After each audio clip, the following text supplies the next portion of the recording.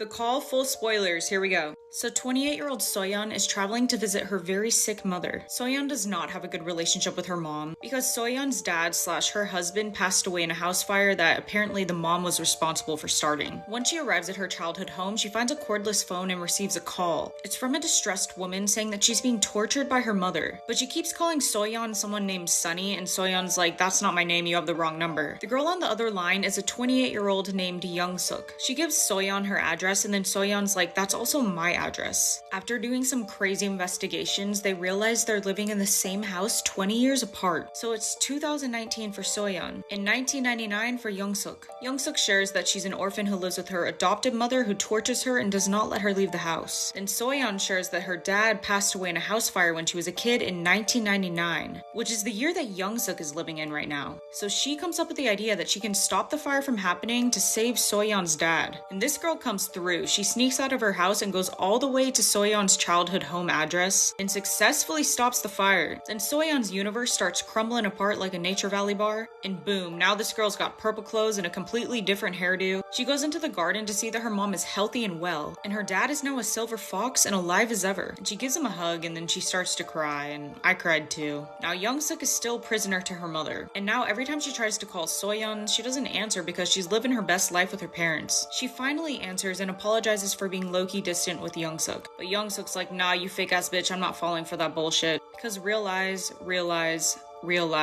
Then Young-suk's mom picks up the phone and says, "Why are you calling my daughter?" And then Young-suk gets an ass whooping. Also, it turns out that Sunny, the girl that Young-suk addressed Soyeon as on the phone the first time, is a family friend that would sneak Young-suk candy sometimes and help her out a little. Now Soyeon lives 20 years ahead, so she decides to do some research on Young-suk to see what happened to her, and finds an article online that Young-suk was unalived by her mother that year. So she calls her and she's like, "Ayo, your mom's gonna low-key murder you." And Young-suk's like, "Ha, that's crazy." So she unalives her mom first. Now that she's finally free from her mom's chains, she goes around and starts eating chicken. Now the future keeps changing every time they mess with something in the past. So she decides to look up where present day Young-suk is now that she's still alive. And turns out Young-suk turned into a serial unaliver, and the reason her mom kept her prisoner is because she knew that her daughter was dangerous and didn't want her to hurt people.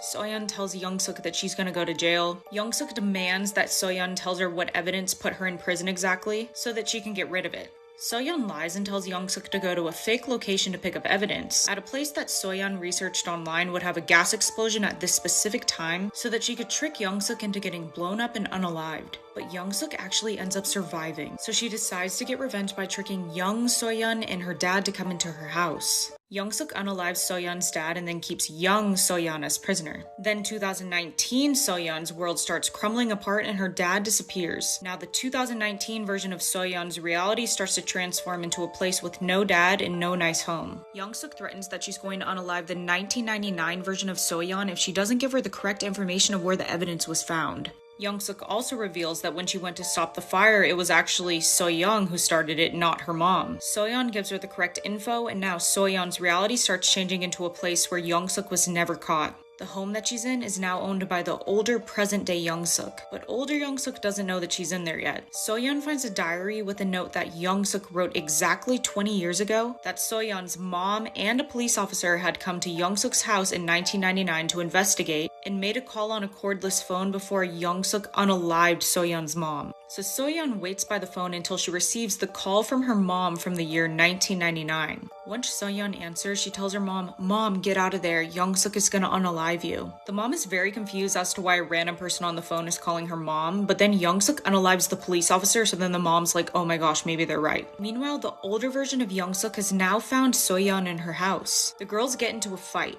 all while Soyeon's mom is fighting the 1999 version of Young-suk as well.